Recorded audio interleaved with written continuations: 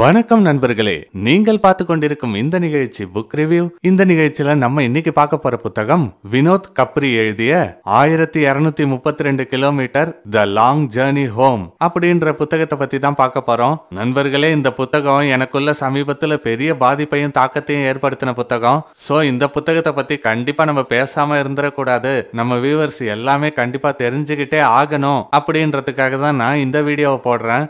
ஏன்னா இது ஏழை தொழிலாளர்களுடைய உண்மையான கதை. சோ இந்த வீடியோ மிஸ் பண்ணிடாதீங்க. வாங்க வீடியோக்குள்ள போலாம். Smile please Tamil YouTube channel, உங்கள் அறிவுக்கு விருந்து, அறியாமைக்கு மருந்து. Smile please. லாக்டவுன், பொது முடக்கம் அப்படின்னு சொன்னா உங்களுக்கு என்ன ஞாபகம் வருது? ஜாலியா வெளியே சுத்திட்டு இருந்த என்ன வீட்டுக்குள்ளே உட்கார சொல்லிட்டாங்க, செம்ம போர் அடிச்சுது அப்படின்னு சொல்றீங்களா? வீட்டுக்குள்ள உட்கார்ந்திருந்த உங்களுக்கு போர் அடிச்சுது, வீடே இல்லாதவங்கள போலீஸ் அடிச்சுது.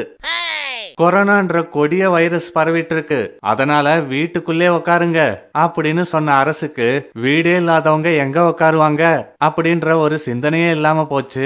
தினக்கூலிகள், இவங்களை பத்தி நீங்க கேள்விப்பட்டிருக்கீங்களா?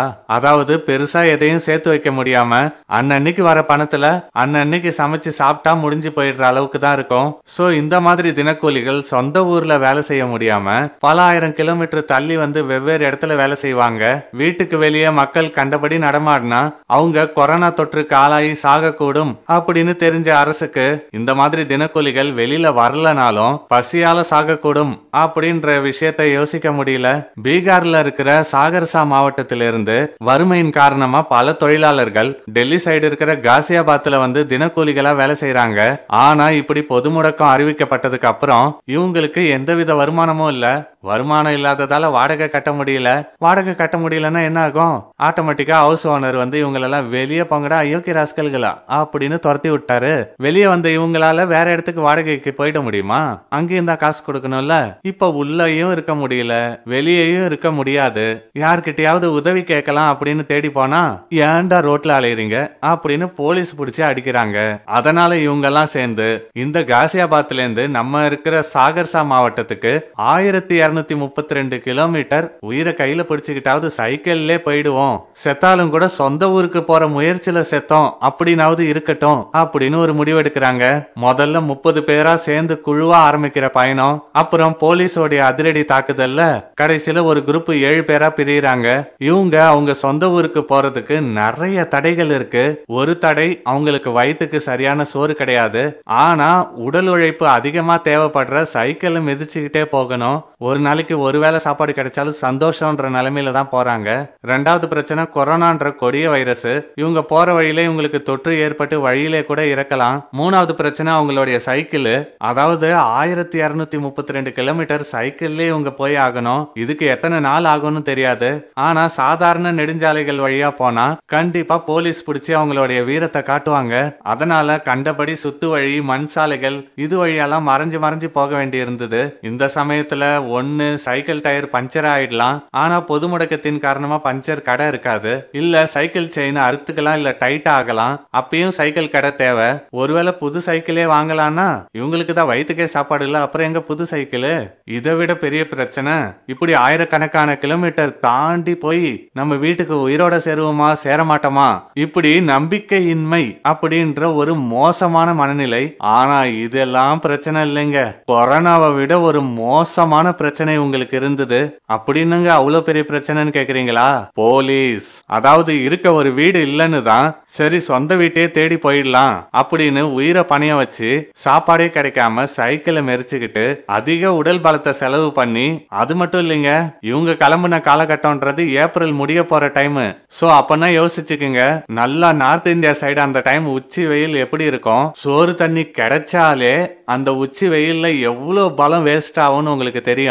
இதுல சோறு தண்ணி கிடைக்குமா கிடைக்காதான்னு தெரியாது. அப்படியே கிடைச்சாலும் பல 100 கிலோமீட்டர் கழிச்சு ஏதாவது ஒரு தொண்டு நிறுவனம் இருக்கலாம், அவங்க கொடுக்கிற ஏதோ ஒரு கிச்சடியை சாப்பிட்டு நாள் ஃபுல்லா சைக்கிள் மிதிக்கணும். இப்படிலாம் போயிட்டு இருக்கிறவங்கள ஈஸியா பிடிச்சி ஏன்டா வெளியில சுத்துறீங்கன்னு அடிப்பாங்க.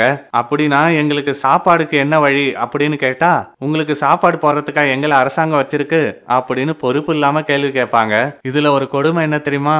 லாக்டவுன் டைம்ல நம்ம நிறைய வீடியோ பார்த்திருப்போம். வெளியில கொழுப்பா சுத்திட்டு இருக்காங்க அப்படின்னு சொல்லிட்டு போலீஸ் அவங்களெல்லாம் கூப்பிட்டு கும்பலா எக்ஸசைஸ் பண்ண சொல்றது, தோப்பு காரணம் போட சொல்றது சொல்றது இந்த மாதிரி எல்லாம் பண்ணிருப்பாங்க. வெளியில சுத்துனாங்கல்ல நல்லா வேணும் அப்படின்ற பார்வையில தான் மீடியா நம்மள பார்க்க வச்சாங்க.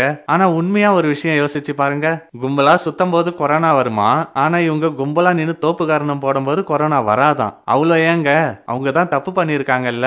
பெருந்தொற்று குற்றத்தின் அடிப்படையில ஒண்ணு அவங்கள பிடிச்சி சில நாள் உள்ள வைக்கலாம், இல்ல ஃபைன் போடலாம். ஆனா நீங்க எப்படி ஒரு பாட்டு போட்டு டான்ஸ் ஆட வைக்கலாம், எந்த சட்டத்தின் அடிப்படையில அவங்கள பொதுவெளியில தோப்பு காரணம் எல்லாம் போட வச்சீங்க அப்படின்னு உண்மையா படிச்ச ஒரு வக்கீல் கூட கேட்கல. அப்புறமா தான் தெரிஞ்சது போலீஸ்காரங்க லாக்டவுன்ல அவங்களுக்கு ஏற்பட்ட மன இறுக்கத்தை தளர்த்துறதுக்காக தான் இந்த மாதிரி நிறைய பேரை கூப்பிட்டு வச்சு டைம் பாஸ் பண்ணிருக்காங்கன்னு.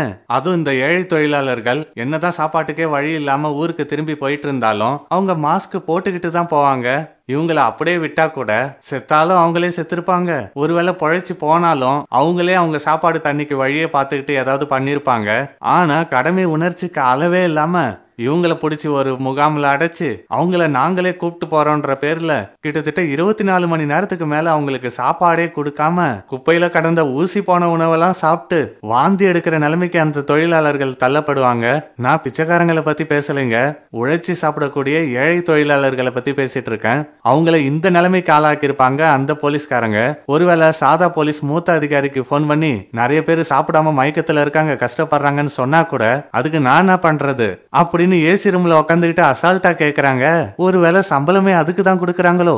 வழக்கமா நம்ம போலீஸ பத்தி ஏதாவது தவறா சொன்னோம்னா சீச்சி எல்லா போலீஸும் அப்படி இல்லப்பா அப்படிம்பாங்க. ஆனா இந்த புத்தகத்துல வர எல்லா போலீஸ்லயும் ஒரே ஒரு போலீஸ் தான் நல்லவரா தெரிஞ்சாரு. சோ அவரை பார்த்தாதான் இப்படி தோணுது, சீச்சி எல்லாத்தையும் நல்லவங்க நினைச்சிடாதப்பா. அந்த டைம் அரசு எவ்வளவு பொறுப்பு இல்லாம நடந்துகிட்டாங்க. அந்த பொறுப்பு இல்லாம இருக்கிறது இல்லாம ஏழைகளுக்கு அத்தியாவசியமா தேவைப்படுற விஷயத்த பண்ணாம அதுலயும் ஒரு அரசியல் நாடகமா விளக்க கொளுத்துங்க வீட்டை கொளுத்துங்கன்னு எதேதோ சொல்லிட்டு இருந்தாங்க.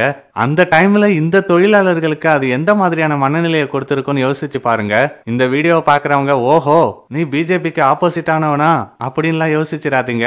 நம்ம சமூகத்துல வழக்கம் போல விஜய் அஜித், ரஜினி கமல், சச்சின் தோனி இப்படி எல்லாத்தையும் ரெண்டு பக்கமா பிரிச்சு பிரிச்சு பார்த்துட்டதால பிஜேபி காங்கிரஸ் அப்படின்னு பிரிச்சு பாக்குற நிலைமைக்கு ஆளா இருக்கீங்க.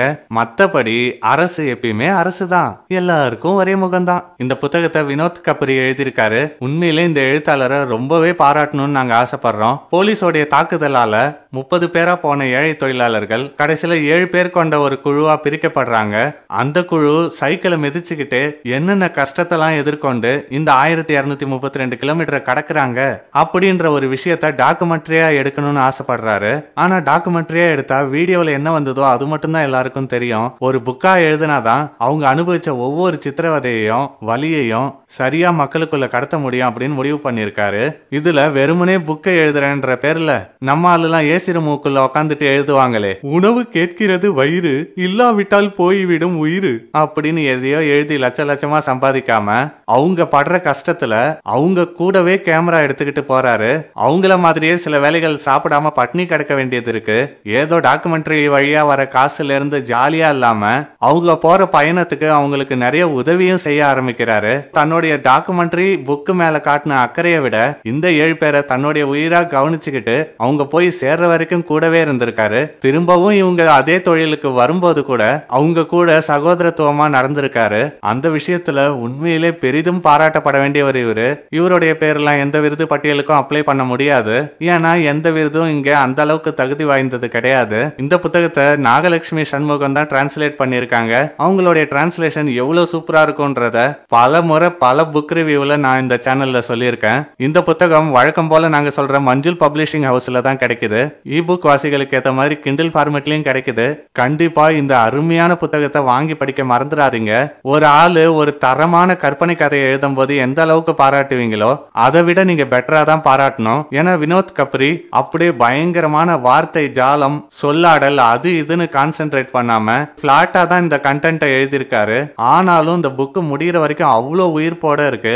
சரி மக்களே, பேச விட்டா நான் பாட்டுக்கு பேசிட்டே இருப்பேன். மீண்டும் அடுத்து ஒரு நல்ல புத்தகத்தோட நான் உங்களை சந்திக்கிறேன். அது வரைக்கும் உங்களிடமிருந்து விடைபெறுவது சக்சஸ்ஃபுல் சத்யா. நன்றி, வணக்கம். Smile. Please. Smile. Please. Smile. Please. Smile. Please. Smile. Please. Smile. Please.